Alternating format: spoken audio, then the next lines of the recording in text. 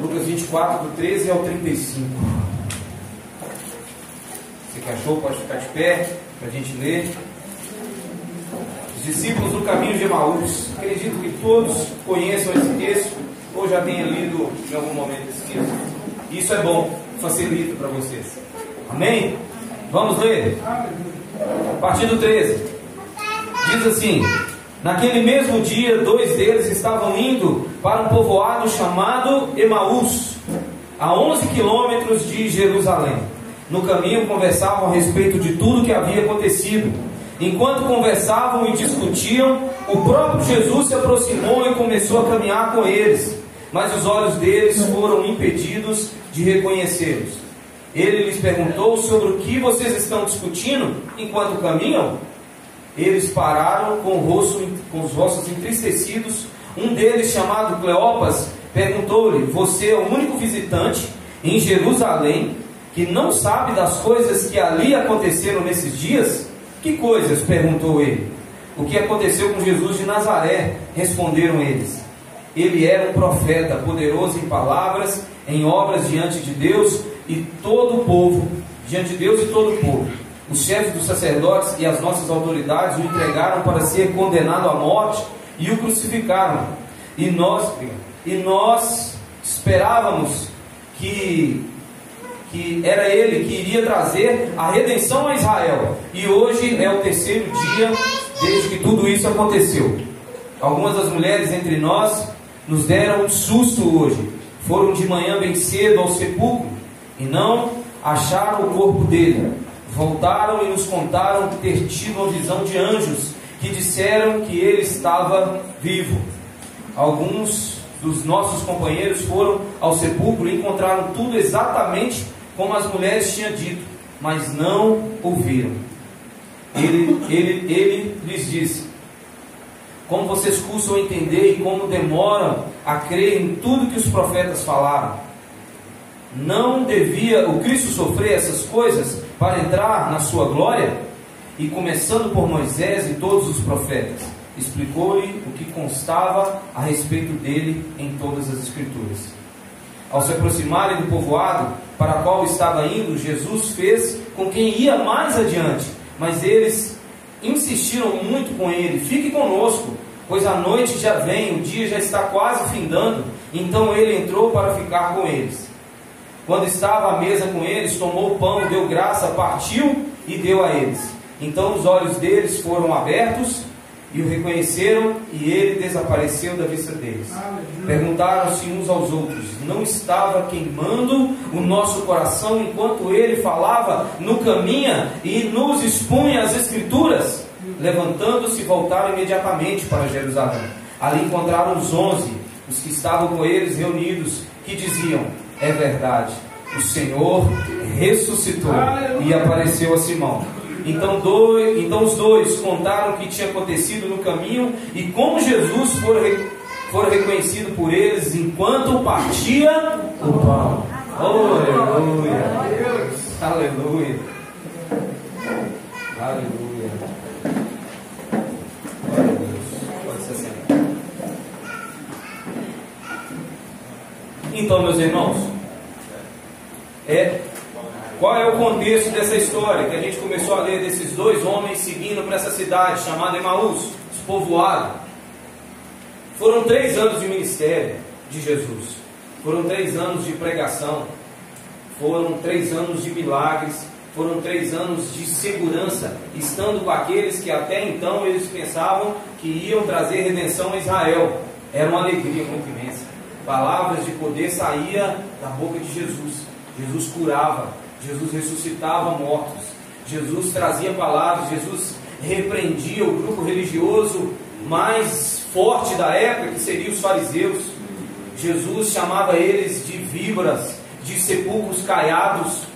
Jesus o confrontava e cada vez mais discípulos iam se ajuntando a Jesus. Mas mesmo Jesus tendo avisado para eles em Mateus 16 que o Filho do Homem haveria de ser preso, haveria de sofrer, haveria de ser crucificado e ressuscitaria, mesmo assim eles ainda não tinham entendido até esse momento aqui. E assim aconteceu. Jesus foi preso, torturado, foi crucificado e morto. E pronto. A história, nós já sabemos que Jesus ressuscitou, mas aqueles homens, eles eram a história, eles faziam parte. Hoje, na linha do tempo, nós estamos 2000 anos à frente, um pouco mais confortáveis, sabendo que toda essa tristeza não faz sentido, porque Jesus ressuscitou, mas não era a realidade daqueles homens. Eles estavam indo a caminho para Emaús, numa estrada de desesperança, de tristeza, de decepção. Eles estavam indo numa estrada, preste atenção, usa a sua imaginação um pouco. A nossa geração tem um problema com imaginação, porque nós recebemos conteúdos prontos todos os dias. Nós perdemos a capacidade de imaginar, de ler um livro, ler uma história e tentar e criar aquelas cenas em nossa mente. Mas faça esse exercício hoje. Eles não sabiam, igual você sabe. Eles não têm informação igual você tem. E esses homens estavam indo nessa estrada de desesperança, de decepção. Bota essa palavra aí. Decepção. Uma estrada de decepção. Decepção, gente. Decepção é algo que eu e você lida sempre. Mas é sempre. Volta e meia, somos decepcionados. Ou decepcionamos alguém. Tá? Não vamos ficar assim, colocando nós como só a vítima, não, que é um problema. Decepcionamos alguém. Mas às vezes somos decepcionados. Somos decepcionados com pessoas. Somos decepcionados às vezes com nós mesmos. Somos decepcionados muitas das vezes com situações. Somos decepcionados às vezes com quem a gente apostou, acreditou, nunca imaginaria. Na verdade, a ideia da decepção vem disso, não? De a gente apostar muito, acreditar muito, confiar demais e ser decepcionado. É um problema. Porque assim, a gente é muito bom em atacar, a gente é muito bom em errar contra os outros, mas quando erra com nós, a gente vira uma fera, a gente acha ruim a situação, e são dias ruins, são dias tristes. Mas deixa eu te perguntar uma coisa, e quando a decepção é com Deus? Porque num pensamento hierárquico, foi lá de cima, não tem mais ninguém para decepcionar nesse mundo. Foi Deus soberano, Deus poderoso, forte na batalha, aquele Deus que não falha, aquele Deus de promessas, inclusive aquele Deus que diz que nos ama, aquele Deus que diz que Ele nos amou, e Ele é amor, faz parte dos seus atributos, amor. Deus amou. E quando esse Deus nos decepciona? Porque sim, claro, era essa a sensação que eles estavam indo, esses dois homens, decepcionados com Deus. Era Ele que ia trazer a redenção de Israel, disse eles. O texto que nós lemos diz assim: eles pararam com o rosto entristecido. Dois homens naquela época andando, era uma estrada, era uma caminhada, como o texto que a gente viu, de 11 quilômetros. Se a gente imaginar entre subidas e descidas, entre um caminho muitas vezes, 2 horas de caminhada, dependendo da passada, sol quente, Jesus acompanha eles e pergunta: o que vocês estão falando aí? De que vocês estão discutindo, arrazoando, conversando, debatendo? O que vocês estão falando? E eles olham para Jesus com o rosto triste, ainda sem reconhecê-lo, mas eles olham para Jesus com o rosto triste. O texto Lucas faz questão de deixar esse detalhe, o rosto triste. Porque eles disseram assim: eu achei, mas não foi ele. Deus prometeu enviar o Messias. Deus prometeu em todo o Velho Testamento em enviar um Salvador, um Redentor que iria redimir Israel. E eu estou decepcionado muito com Deus, porque Deus não mandou. Nós achávamos que era Ele era um profeta. E a partir daí, dessa decepção com Deus, os verbos conjugados são sempre no passado. O texto que nós lemos no versículo 19, 20 e 21, não precisa ler, mas é só para trazer ideia para vocês. Ele era um profeta. Entregaram ele, crucificaram ele, e nós esperávamos ele. Foi isso que aconteceu. Ficou para trás. Os verbos são conjugados no passado. É decepcionados com Deus. Eu achei que Deus ia fazer algo na minha vida, mas não fez. Quantos de nós estamos vivendo uma realidade semelhante? Você não declara isso abertamente. Você não tem coragem de falar com o pastor, você tem medo do pastor pular você com os dois pés. Você não fala isso na igreja, porque às vezes você chega num ambiente de adoração, alegria e tudo, você vai falar que está decepcionado com Deus? Você é doido, é? Pô, vai matar você aqui dentro. Às vezes é a sensação que a gente tem, não vai matar. Ninguém vai matar você aqui dentro. Mas às vezes é a sensação que você tem, ou de até menos crente. Fala assim, meu Deus, esse povo só discípulo, só anjo, só profeta aqui dentro. Eu vou falar que eu sou decepcionado com Deus. Esse povo vai parar até de me comentar. Vai parar de dar paz ao Senhor. Vai falar, no meio da paz do Senhor, vai falar assim, boa noite, Satanás. É a decepção com Deus. Nós vivemos essa realidade, mas nós não declaramos abertamente. Nós não declaramos abertamente. Mas vivemos como se tivéssemos decepcionado. É aí que está. Porque tem hora na vida que não é, você não confessa, mas você vive como? E as nossas ações dizem mais do que a gente vive, do que a gente fala. Você não é o que você fala, você é o que você faz. O que você fala não diz tudo sobre você, diz uma pequena parte. A maior parte de você é o que você faz. Ou seja, de forma prática, nós vivemos como esses dois homens, sem acreditar mais no futuro. Só conjugamos o verbo no passado. Sabe o que é isso? É quando nós deixamos de acreditar no que está por vir. Acreditamos só que um dia aconteceu, um dia houve a promessa, um dia Deus me prometeu, um dia eu fui feliz. Mas eu me decepcionei com Deus porque Deus não cumpriu aquilo que Ele me prometeu. E olha que eu busquei. Porque nós estamos falando de dois homens aqui que estavam decepcionados, dois discípulos. Eles caminharam com Cristo. Não era seguidor, caçando pão e peixe, pedindo Jesus um sinal. Era discípulo. Então você pode falar assim, não, eu fui na igreja. Eu busquei, eu ajoelhava, eu clamava, eu berrava, eu gritava, eu chorava. Mas o Senhor não me deu. Eu decepcionei.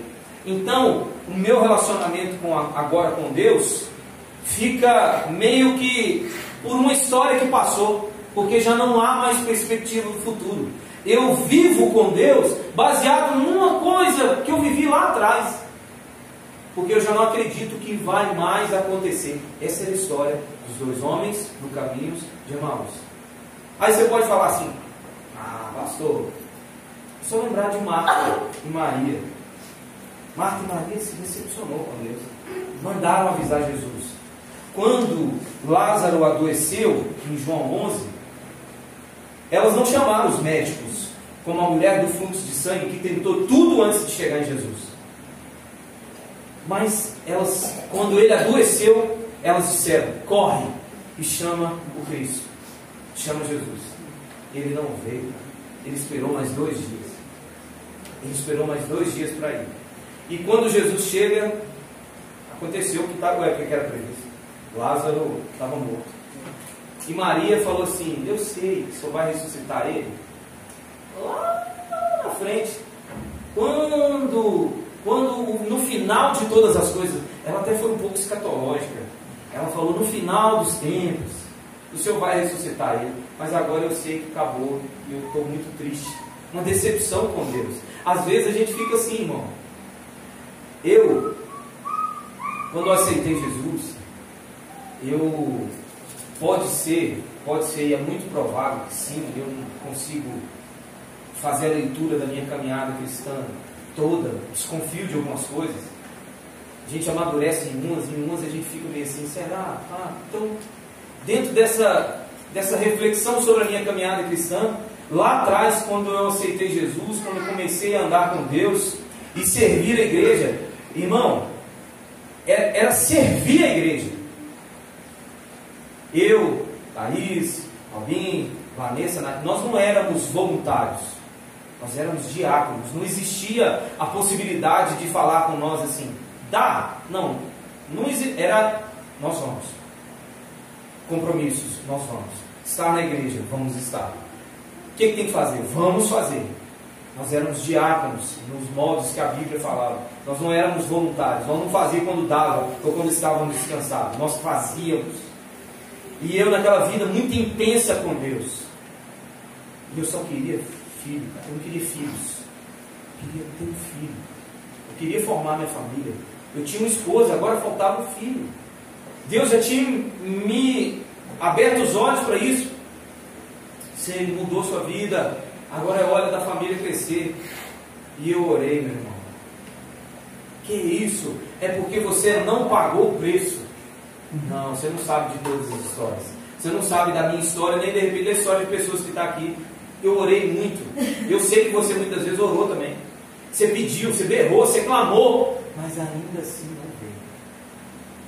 Eu já segurei minha menina pelos braços, Luísa, e ela gritava de dor e os médicos não sabiam o que era. E Deus não me entendeu. Deus não me entendeu. E eu já olhei para Deus e falei assim, Senhor, por que o Senhor está me abandonando agora? Por que o Senhor está me decepcionando agora? Mas Jesus, ele tem um jeito de tratar conosco quando acontece isso. Essa é a história desses homens nesse caminho de desesperança. Eu já tive nele. De repente, se você está, de repente você já passou, ou quem sabe, irmão, está próximo de você trilhar um caminho desse. Que isso? Não, é a dinâmica da vida. Dias bons vêm, mas dias maus também vêm. E esses dias a gente tem que estar preparado. Nesse caminho da tristeza, para começar, ele chega para nos ajudar. No primeiro momento, às vezes a gente não percebe, como o texto diz, mas os olhos deles foram impelidos de reconhecê-lo. Ainda que você não consiga perceber, ele está lá na caminhada com você.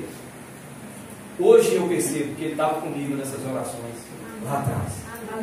No dia que eu estava no hospital, no São Camilo, com minha menina no braço, desesperado, orando ao Senhor, hoje eu sei, ele estava caminhando comigo, glória a Deus, mas eu não estava vendo. Hoje as lutas que você passa, você pode ficar assim, é porque você não está percebendo, ele está do seu lado. A partir daí Jesus começa a tratar os corações, os nossos corações, os corações desses discípulos. E ele começa o tratamento. Jesus, ele tem os métodos dele, tá?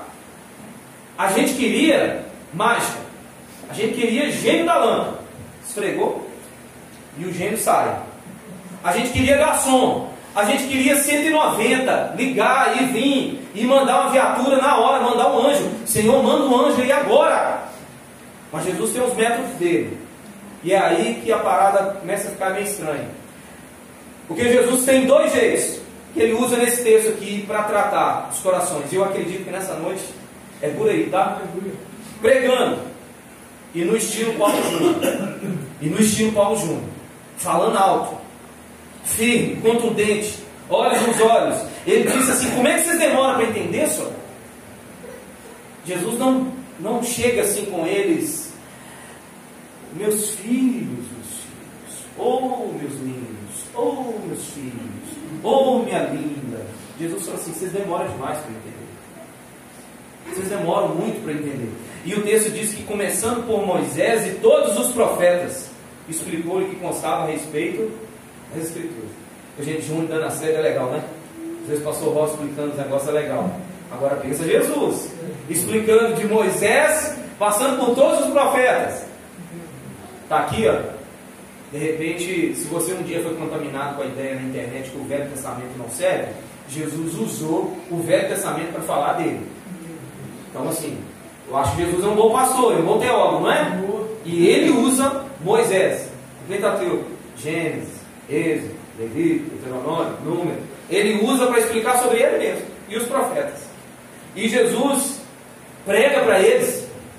Imagina que culto legal, 2 horas de caminhada, dava para conversar um bocado de coisa, 11 quilômetros andando, e Jesus falou assim, sabe Gênesis?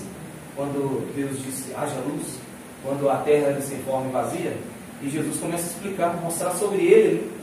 Sabe quando Abraão, Deus pede o sacrifício a Abraão, e que diz que quando Isaac fala para o pai dele, olha, aqui está a lenha, aqui está o machado, mas cadê o cordeiro, o holocausto?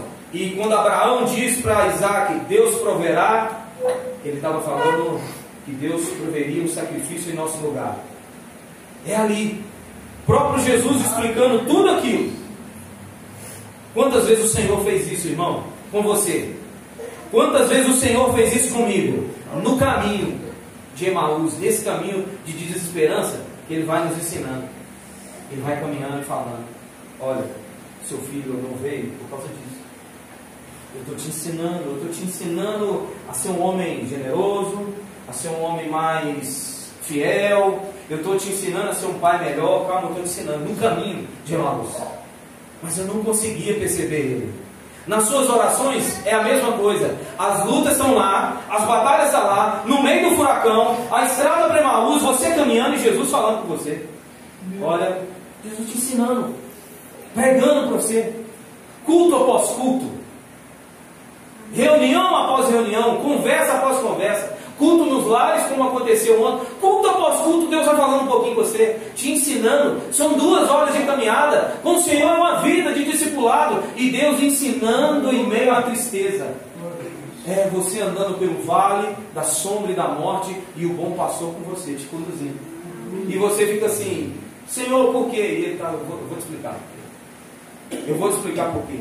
E aí ele vai nos ensinando. Mas, ou seja, o sofrimento e a decepção naquele momento daqueles homens tem muita correlação muitas das vezes com o que a gente vive.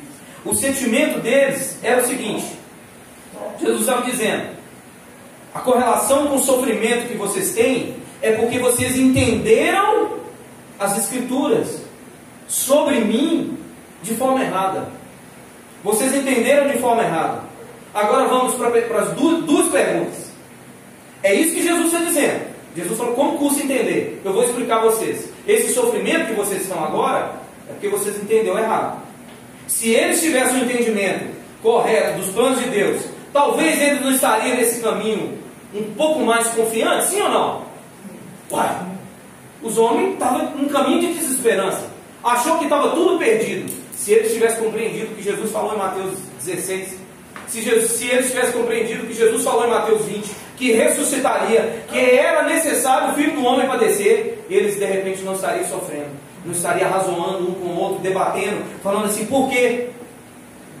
Pergunta para nós agora, se nós tivéssemos o conhecimento de Deus, da sua palavra, se nós tivéssemos um relacionamento com Ele um pouco mais firme, lá atrás, lutas que passamos, ou nós estamos passando agora, nós não estaríamos um pouco melhor? Essa é a proposta da Bíblia. Não é em meio às lutas. Em meio às lutas, se você soubesse que Deus pode fazer, em meio às lutas, se nós soubéssemos, no caminho de Emaús, se nós soubéssemos o que Deus pode fazer, o que Ele disse, as suas promessas, se nós confiássemos nele mais, nós sofreríamos menos, enxugaríamos as lágrimas, levantaríamos da cama e partiríamos para a vida. Estaríamos aqui domingo após domingo, tendo a consciência de que eu estou passando sim por uma luta. Sim, eu estou passando por uma luta, mas eu conheço o meu Deus. Eu sei que Ele vive, eu sei que Ele reina, eu sei que Ele pode fazer. O meu Redentor se levantará, eu sei. Mas como Jesus disse para aqueles homens, como custam entender. O nosso sofrimento está correlacionado com a falta de conhecimento. O nosso sofrimento muitas das vezes está relacionado com a falta de conhecimento de quem Deus é. Estou falando daquele conhecimento teológico não, tá, irmão? Você ficar na internet tentando ganhar uns debates, tentar usar isso como uma forma de superioridade na igreja, como uma forma de tentar ser melhor, como uma forma de autoestima, como uma medalha para você. Eu estou falando como um conhecimento no sentido de relacionamento. Tá certo que nem tudo na vida nós temos essa condição. Tem hora que somos pegos de surpresa na vida, na dinâmica. É uma pessoa que a gente ama muito que se foi. Sim, aí eu sei que é um pouco diferente. Mas, de repente, para todas as outras coisas, não? Se a gente conhecesse o Senhor, as lutas no casamento que a gente passa, se a gente entendesse o que Deus quer de nós, qual é o posicionamento nosso diante do matrimônio, se de repente entendêssemos, tivéssemos uma noção melhor sobre o culto de Santa Ceia igual hoje, se todo mundo tivesse uma noção do que representa esse dia, de repente a gente sofreríamos menos. Se a gente tivesse uma noção sobre louvor, sofreríamos menos. Tudo isso e todas as outras coisas nos fazem entender a vida cristã errada e, consequentemente, decepcionamos com Deus. Essa é a história dessa estrada de desesperança. Eles entenderam errado o que Jesus ensinou 3 anos. Eles entenderam errado. Porque o conhecimento deles foi incompleto. Incompleto. Versículo 19 a 21. Vamos ler? Todos juntos. Diz assim: que coisas? Perguntou Jesus. Aí eles respondem, aí eles vão dar o conhecimento que eles têm acerca de Jesus. O que aconteceu com Jesus de Nazaré? Responderam eles. Ele era um profeta, poderoso em palavras, ok, e em obras diante de Deus, ok, e todo o povo, ok. Os servos dos sacerdotes e as nossas autoridades o entregaram. Não, aqui não, ok. Para ser condenado à morte, e o crucificaram. E nós esperávamos que ele ia trazer redenção a Israel. Hoje é o 3º dia desde que tudo isso aconteceu. Sim, gente, ele era um profeta, poderoso em palavra e em sinais diante de Deus, em obras diante do Senhor. Sim, ele faz milagres, ele fez muitos milagres, ele faz até hoje, ele nos cura. Sim, suas palavras são poderosas, mas mais do que isso, mais do que as suas curas e as suas palavras poderosas, mais do que isso, ele era o Filho de Deus. Amém. Não se ouviu essa declaração da boca deles.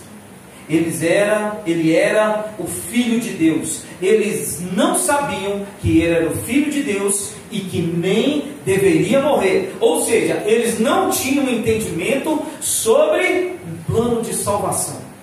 Eles não tinham entendimento da cruz, do servo sofredor que morreria no madeiro. Eles não tinham entendimento completo, mas incompleto.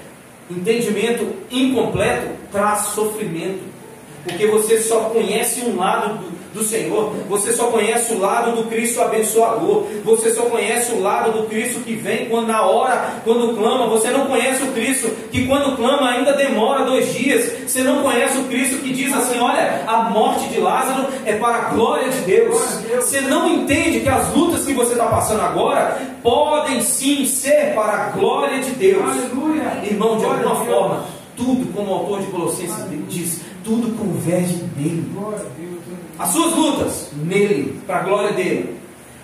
As suas lutas, sim. Você acha que é só quando você compra o carro? É só na bênção? É só na vitória que é para a glória dele? As suas lutas convergem para a glória de Deus. As lutas suas convergem para a glória de Deus. É um entendimento incompleto. Esse entendimento incompleto faz com que a gente viva um Cristo aquém daquele que é o verdadeiro. Faz com que a gente viva um Cristo longe, distante daquele que o Senhor quer que a gente viva. Isso traz sofrimento para a nossa vida. E o Senhor quer fazer comigo e com você essa noite exatamente como fez com esses homens no caminho de Emaús. O nome disso é discipulado. O nome do que Cristo quer fazer conosco chama discipulado, caminhar conosco.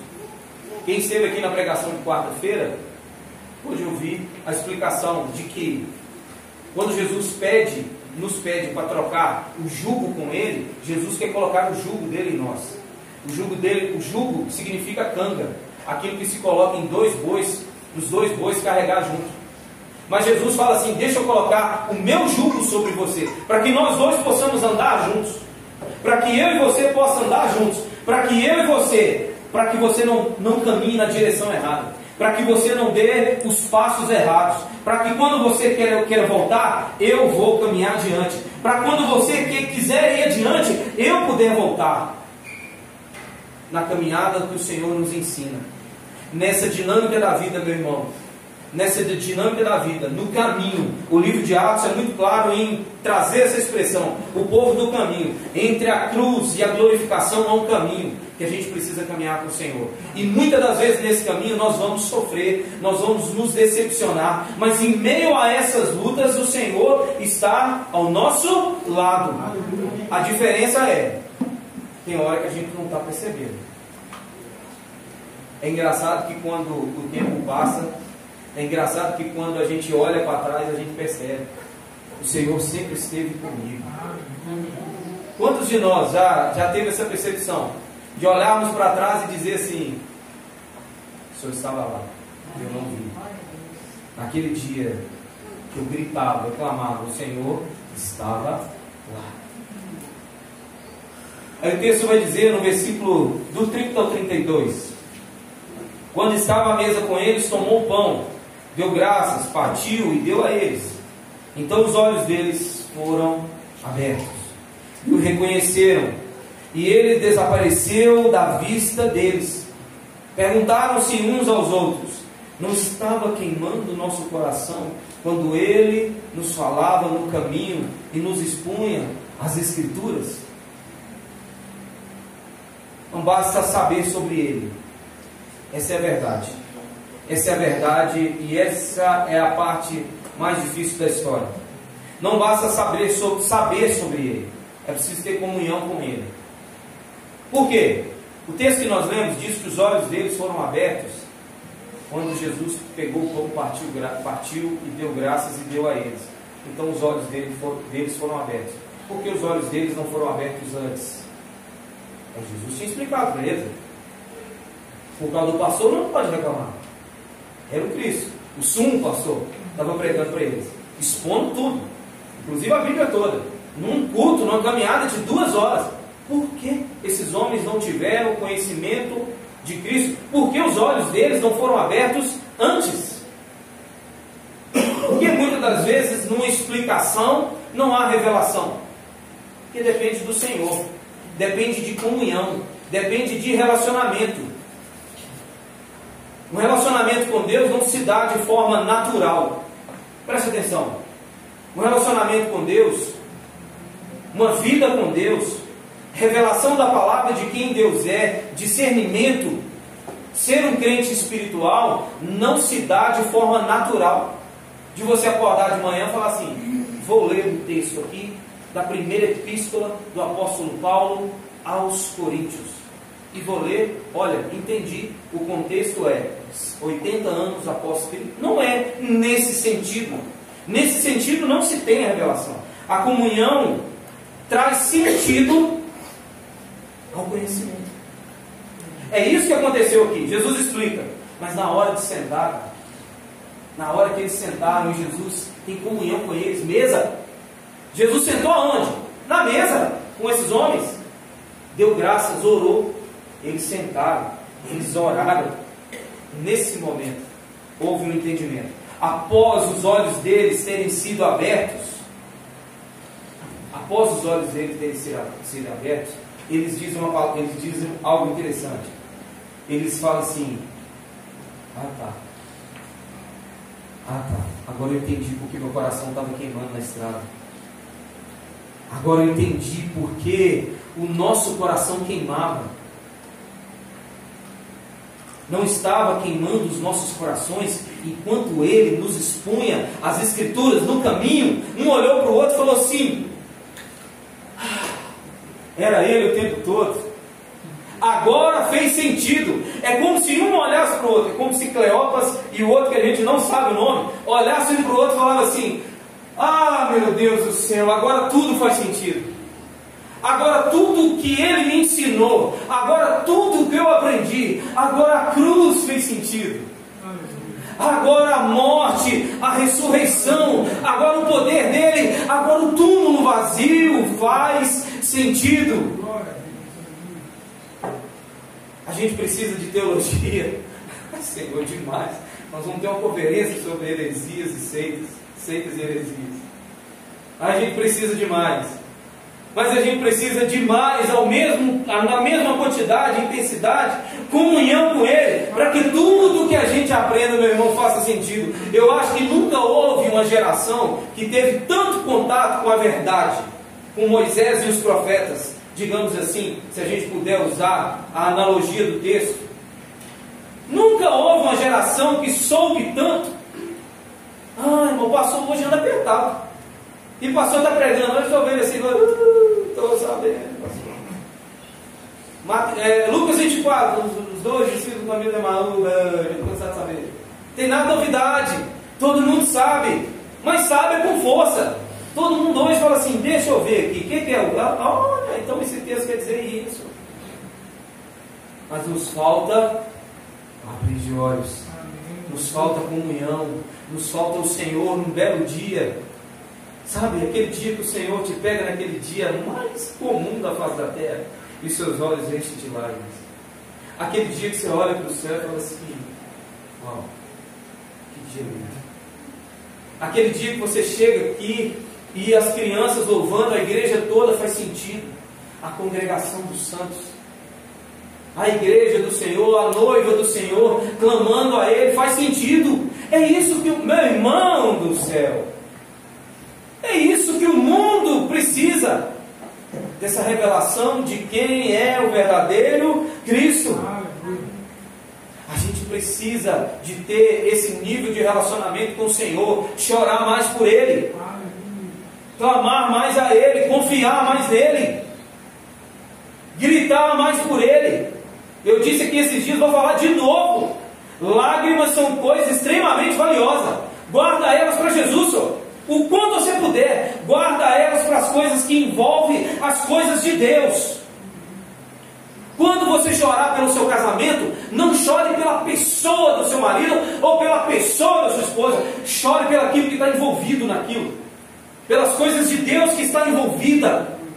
É o casamento pelas coisas de Deus, é o matrimônio a qual Deus instituiu e foi testemunho o dia que você pôs a aliança no dedo. O Senhor diz que Deus une, o homem não separa. O Senhor me deu a minha família. Dê sentido à sua vida. Traga sentido à sua vida pelo tudo aquilo que nós já vivemos, pelo que nós já aprendemos. Após os olhos deles terem sido abertos, é como se eles dissessem: agora tudo faz sentido. Nós estamos precisando de gente apaixonada, moço, pelo Senhor. Nós estamos precisando de gente que chora por Jesus. Nós estamos precisando de gente que entenda teologia demais, mas tenha um coração queimando pelo Senhor. Gente, está sem graça, moço. Eu falo com Jesus, eu ouvi falar de uma igreja de tempos atrás, que esse povo era desesperado pelo Senhor. Bem na minha vez a igreja vai esfriar? Bem na minha vez.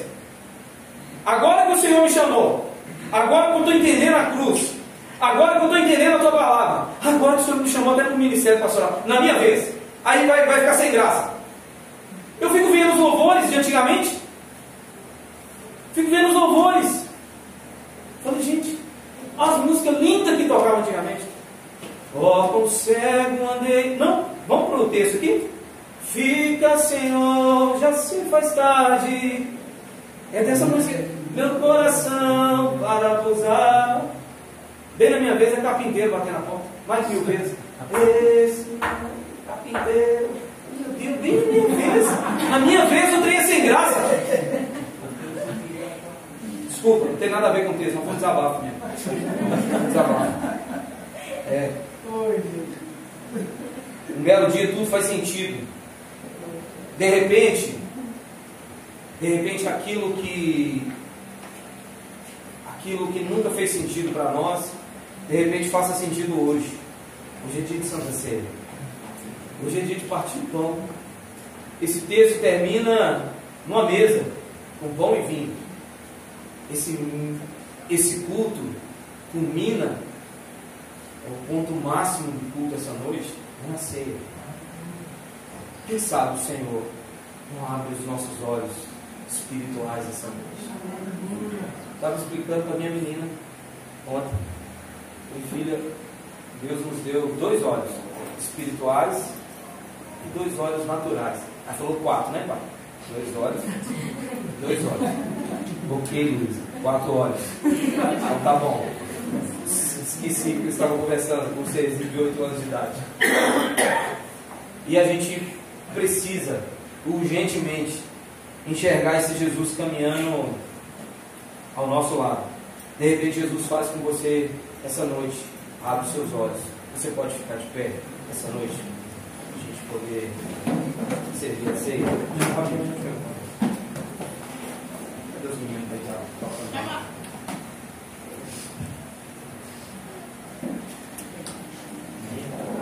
Aleluia. Glória a Deus. Aleluia. Enquanto os meninos vêm, eu queria chamar 2 pessoas para poder servir o pão e o vinho nessa noite. Vou chamar a irmã Juscelene, o seu marido, para poder estar servindo aqui. Pode vir cá, sem constrangimento nenhum, irmão. Pode vir cá. A igreja do Senhor, nós somos em família. É como se você estivesse lá na sua casa com seus irmãos. Irmão Messias, pode pegar, minha irmã. Você pode servir o pão para se guardar. E é esse pão mesmo. Pode rasgar ele aí. Pode ir passando, se você preferir, você rasgar ele, para ficar mais fácil. E o irmão, acho que os irmãos vão trazer o suco para você lá de cima. Enquanto os irmãos vão fazendo um louvor para a gente, vão adorando o Senhor, a gente vai adorando junto com eles, enquanto eles servem, amém? Amém. Glória a Deus.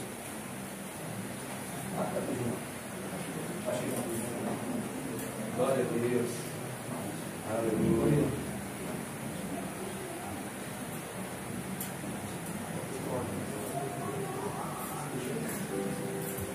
Aleluia, Senhor.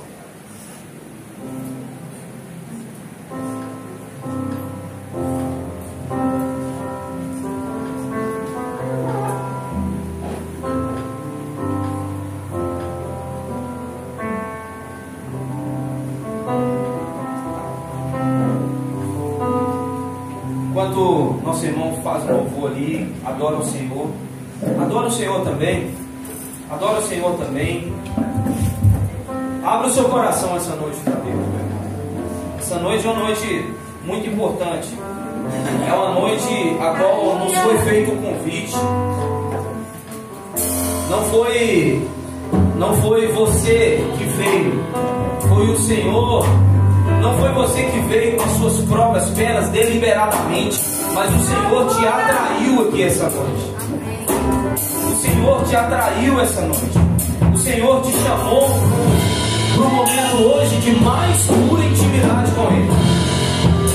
E eu quero falar algo para você antes de você decidir pegar o pão. Os seus pecados não podem ser o critério para que você ceie com o Senhor essa noite. Se você usar o seu pecado como critério para ceiar com o Senhor essa noite, você está o insultando.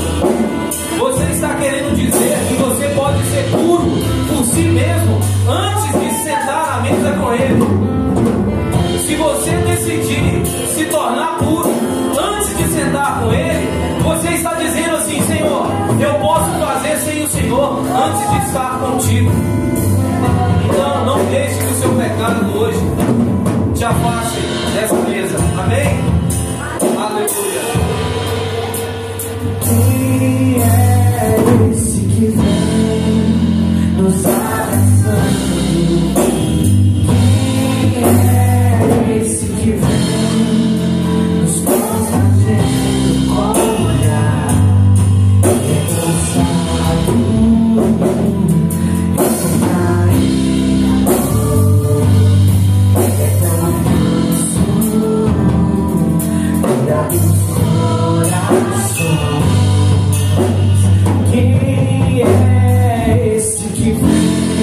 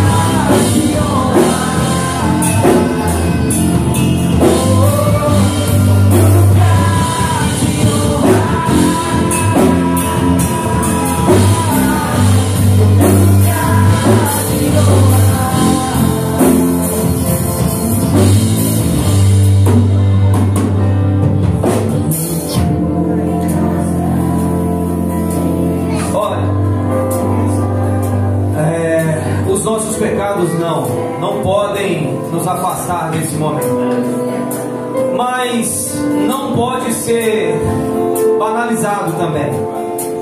A Bíblia diz que não se engrandeça na presença do rei. É o que Provérbios diz. Não se engrandeça na presença do rei. Está certo, os nossos pecados não podem nos afastar dessa mesa, mas sim, é momento de se aproximarmos dessa mesa agora com muito temor. Mas a Bíblia declara também que se achegamos a Deus, nos aproximemos dele, ao trono da graça, com toda a confiança, a fim de recebermos misericórdia. Olha, é um momento muito importante, porque é Ele que nos faz esse convite. Hoje é um momento de lembrar, lembranças. Hoje nós estamos lembrando daquilo que Ele fez. Ele disse: em memória de mim. O próprio Jesus declara que aquele que come da minha carne, bebe do meu sangue, permanece em mim, eu permanecerei nele. Da mesma forma como o Pai vive e me enviou, e por causa do Pai assim, aquele que se alimenta de mim viverá por minha causa. Hoje nós estamos lembrando o que o Senhor fez por nós, e esse momento nos traz vida. Esse momento nos traz vida, comunhão espiritual. Hoje temos comunhão com Ele. É representar a memória da primeira vinda e declarar a esperança da segunda vinda. É isso que estamos fazendo aqui, Deus. Sim, sim, sim. Lembramos do que o Senhor fez por mim na cruz. É isso que vamos fazer. Lembrar do que o Senhor fez por mim na cruz, do que o Senhor fez por nós, do que o Senhor fez pela nossa igreja. É lembrar do que o Senhor fez por nós, mas é lembrar também que um dia o Senhor há de voltar e nos buscar. O Senhor há de voltar.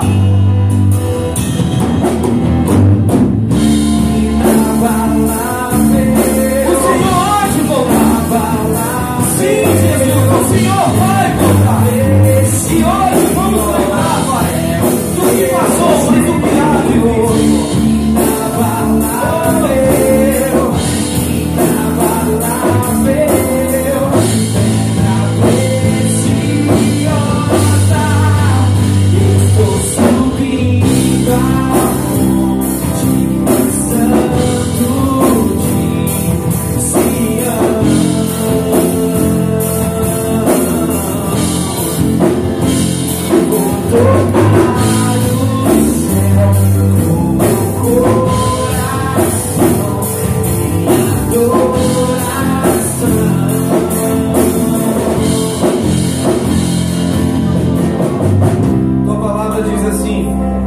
Recebi do Senhor que também entreguei a vocês, que o Senhor Jesus, na noite que foi traído, tomou o pão e, tendo dado graças, diga assim: graças a Deus, partiu e disse: esse é meu corpo que é dado em favor de vocês, façam isso em memória de mim. Pode comer do pão, né? Da mesma forma, depois da ceia, ele tomou o cálice e disse: esse cálice é a nova aliança no meu sangue. Façam isso sempre em memória de mim. Pode tomar, querido. Você pode glorificar a Deus. Você pode glorificar a Deus. Você pode dar o nome dele. Você pode agradecer a Ele pelo que Ele fez por você, pelo que Ele continua fazendo por você. E na palavra do Senhor, e na palavra do Senhor,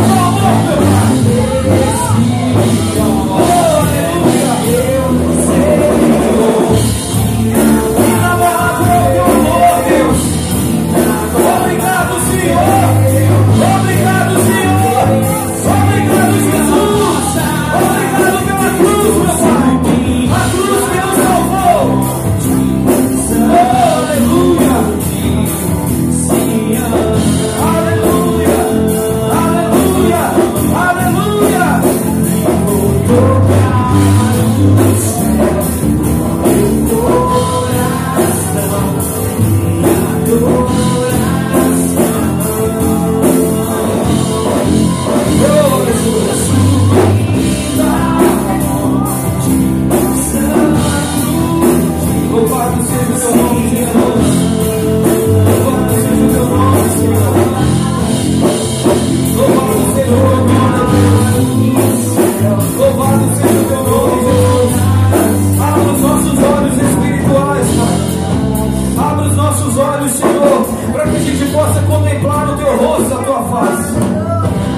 nossos olhos, Senhor. Você pode orar essa noite comigo, meu irmão? Oh Deus, abre os nossos olhos, Senhor, para que a gente possa enxergar o Senhor junto conosco, em meio às caminhada da vida, em meio às lutas da vida, em meio às adversidades da vida, Senhor. Abre os nossos olhos para que compreendemos, Senhor, a tua obra, a cruz, a redenção, a salvação, a santificação, a glorificação, meu Pai. Oh Deus, a tua igreja precisa, Senhor. O teu povo precisa, Deus, e eu preciso, Pai. Nós precisamos, Senhor, da revelação de quem Jesus é, da revelação de quem o Senhor é, meu Pai.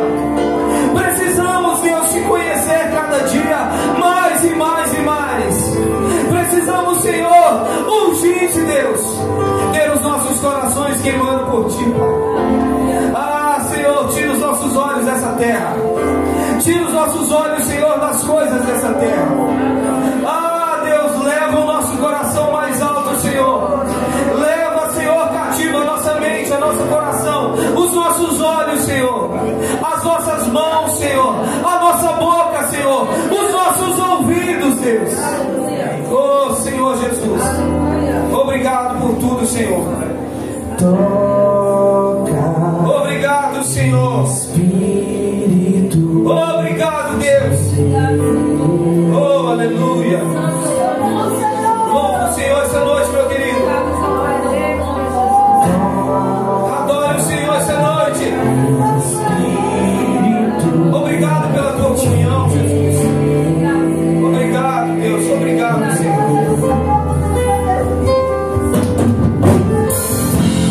Desça como as águas, desça como as águas, vem me molhar.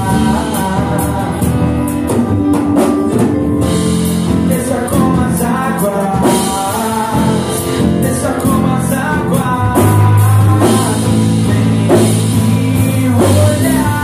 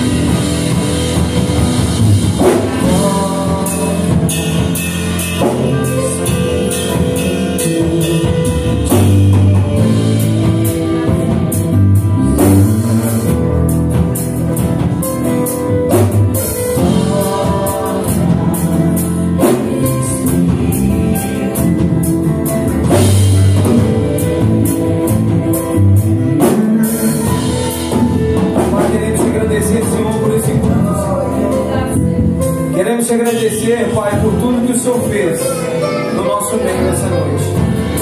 Queremos te agradecer, Senhor, que o Senhor nos permitiu vir aqui te adorar. Sim, poderíamos estar cultuando a nós mesmos em casa, celebrando, Senhor, o descanso do nosso corpo. Mas o Senhor teve misericórdia de nós e nos trouxe aqui, nos reuniu como família, como filhos do Senhor, como um pai, Senhor, como um pai que reúne seus filhos em sua casa para ouvir, para te adorar, para celebrar e alegrar na tua presença, Deus. Sim, hoje o Senhor fez isso conosco. O Senhor nos chamou à mesa, Pai, nesse lugar, Senhor, que cura, nesse lugar, Senhor, de revelação. Como esses homens, Senhor, tiveram os olhos abertos, Senhor. Cremos, Senhor, que os nossos olhos também foram abertos para uma nova vida. Cremos, Senhor, que a partir de hoje, Deus, há um nível de relacionamento diferente que o Senhor propõe para a gente. Mais do que conhecer o Senhor, mas é viver o Senhor. É que o Senhor faça morada em nós, Senhor, e nós vivemos para o Senhor, e nós possamos viver para o Senhor, sim. É esse nível de relacionamento que o Senhor propõe essa noite. O Senhor nos propõe uma vida santa. O Senhor nos propõe uma vida alegre. O Senhor nos propõe uma vida de descanso em Ti. O Senhor propõe, Deus, uma vida de menos performance, uma vida de menos resultado e uma vida mais de unção, uma vida de joelhos, uma vida de adoração ao Senhor, uma vida, Pai, no secreto, Senhor, uma vida, Senhor, quando ninguém está vendo, uma vida, Senhor, naqueles momentos que ninguém pode nos ver, mas o Senhor não está nos vendo. Amém. Dobrar os joelhos quando ninguém está vendo, chorar pelo Senhor quando ninguém está vendo, dizer que te ama, Pai, quando ninguém está vendo. É esse lugar que o Senhor nos chama. Te agradecer e gritar de desespero do Senhor quando ninguém pode nos ouvir, quando ninguém pode tirar uma foto de nós, quando ninguém pode nos reparar. É nesse dia, Senhor, que queremos te dizer: te amamos, Pai. É nesse dia que queremos te dizer o quanto o Senhor é maravilhoso. Queremos guardar as nossas lágrimas para momentos de intimidade, Senhor. Momentos, Senhor, onde o Senhor, só o Senhor sabe, Pai. Onde só nós sabemos, Deus, o quanto é profundo, o quanto o Senhor é bom e fiel. Deus, ajuda a tua igreja a viver, Senhor. Ajuda a tua igreja a viver um relacionamento verdadeiro com o Senhor, meu Pai. Os pastores, eu não posso fazer isso. Os ministros de louvor não podem fazer isso. A estrutura da igreja não pode fazer isso. Só o Senhor pode fazer. A tua palavra declara que nos últimos tempos o amor de muitos esfriaria, Senhor. Deus, não deixa nós sermos os muitos, Pai. Deixa-nos ser os remanescentes, aqueles que não se curvam, aqueles, Senhor, que as lutas não param, que as dores não param, que a tristeza não para, que as decepções não param, Senhor. Que sejamos esses, Senhor, que possamos prosseguir, Deus, caminhar em direção a Ti, Jesus, mergulhar em Ti cada vez mais e mais e mais. Mais e mais e mais, mais e mais e mais, Senhor. Deus, te agradecemos por esse culto, Pai. Que o Teu nome seja louvado hoje e sempre, e para todo sempre. Obrigado, Deus, por tudo, Senhor. Nos leve para casa debaixo do Teu amor, debaixo da Tua unção, Senhor, debaixo do propósito, Senhor, celestial, debaixo de uma direção, debaixo de uma palavra, Senhor. Oh Deus, nos leve para casa. Vem conosco, Senhor. Vem conosco, Senhor, para as nossas casas. Obrigado, Senhor, por esse dia.